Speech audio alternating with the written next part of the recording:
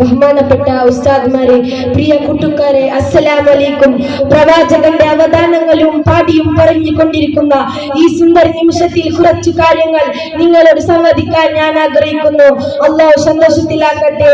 ആമീൻ. സുഹൃത്തുക്കളെ, അള്ളാഹുവിന്റെ മതമാണ് പരിശുദ്ധ ഖുർആൻ. പരിശുദ്ധ ഖുർആൻ ആദം നബി മുതൽ മുഹമ്മദ് നബി സല്ലല്ലാഹു അലൈഹി വസല്ലം തങ്ങൾ വരെയുള്ള 2,14,000 വരുന്ന അമ്പിയാക്കളും ഈ ലോകത്ത് പ്രചാരം നേടി. ആ പ്രവാചകൻ ശിങ്കാലയിൽ അവസാനത്തെ കണിയായ മുഹമ്മദ് മുസ്തഫ സല്ലല്ലാഹു അലൈഹി വസല്ലം തങ്ങൾക്ക് അല്ലാഹു ഇറക്കിയ ഗ്രന്ഥമാണ് ഖുർആൻ. ഖുർആൻ ഒരുപാട് മാസമരിക്കഥകൾ നിറഞ്ഞിരിക്കുന്ന ഇന്ന് പിന്നെ പ്രവാചകനെതിരെ സർവരും ഉയർത്തുന്ന ആരോപണവും പ്രവാചകൻ യുദ്ധക്കുതിയിൽ എന്നുള്ളതാണ്.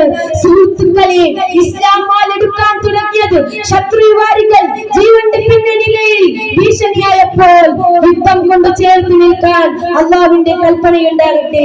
ഇത്രയും പറഞ്ഞ് എന്റെ കൊച്ചുവാക്ക് നിർത്തുന്നു. വാഹൃദാന അൽഹംദുലില്ലാഹി റബ്ബിൽ ആലമീൻ. അസ്സലാമു അലൈക്കും.